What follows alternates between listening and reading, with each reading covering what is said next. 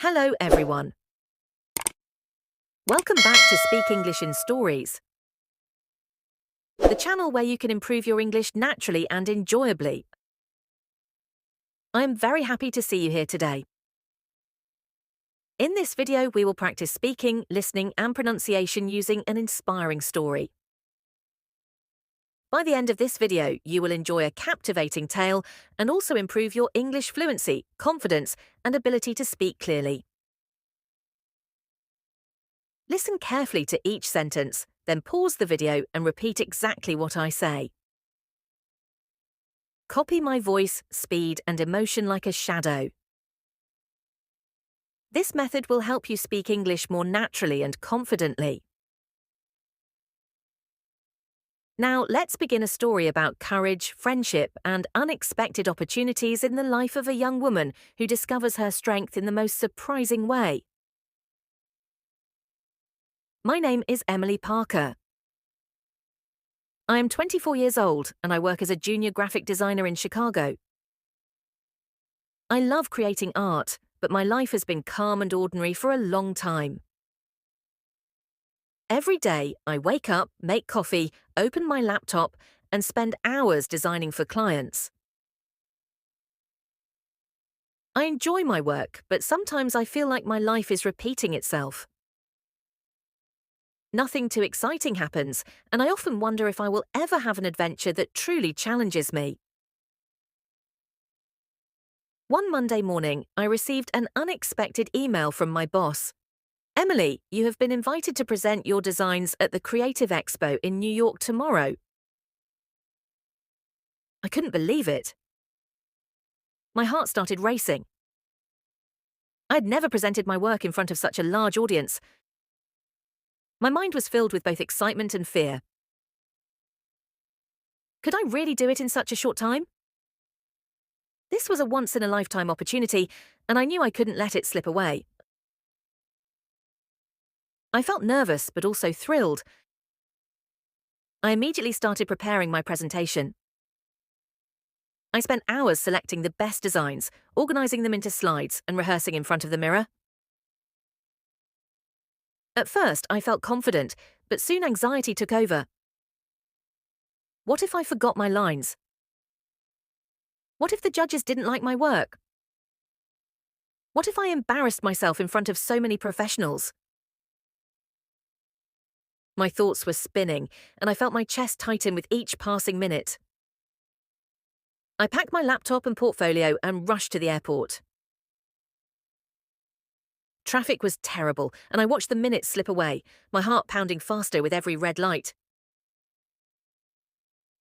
Finally, I reached the gate with only minutes to spare. My hands were shaking and my stomach was tight with nervousness. I took a deep breath, closed my eyes for a second and whispered, "You can do this, Emily. Stay calm." On the plane, I noticed a young woman sitting next to me. She smiled warmly and asked, "Are you presenting at the expo too?" I nodded shyly, trying to steady my voice. "I'm Sophie," she said. "Maybe we can practice together." Her friendly tone helped calm my nerves a little, and I realized that having someone to share the experience with made everything seem less frightening. During the flight, we practiced our speeches, exchanged tips, and encouraged each other. By the time we landed in New York, I felt more prepared than I had imagined. My heart still beat fast, but I had a glimmer of confidence I hadn't felt before. When I arrived at the expo, I saw a huge hall filled with people, cameras, and long lines of participants. Anxiety struck me again. The booths were colourful and crowded. Designers were setting up their displays, talking with visitors, and adjusting lights and equipment. I watched judges walking around, observing participants closely, and my stomach twisted with nerves. I took a deep breath and whispered to myself, "You've got this, Emily. Trust yourself and stay calm." Every step I took toward my booth made my heart beat faster, but I reminded myself that preparation, courage, and focus could help me succeed. As I started setting up my laptop and portfolio, a sudden problem appeared. My tablet froze, and one of my key slides wouldn't load. Panic rushed through me. I felt my hands tremble and wanted to run away. Sophie noticed my distress and said calmly, "Don't worry, we can ask for a digital backup. Maybe the organisers can help." Her voice was reassuring, and I realised I wasn't alone. We rushed to the help desk, explaining the situation to the staff.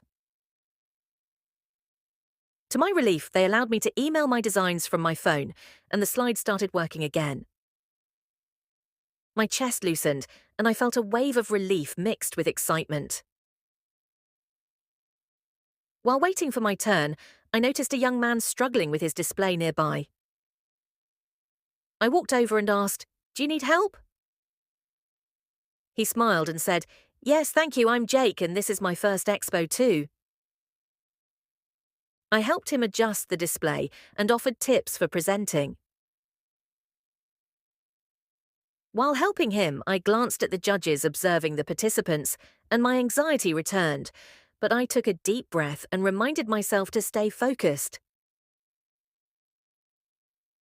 By the time my presentation began, I felt a mixture of fear and determination. My heart was pounding, but I knew I had prepared as much as I could.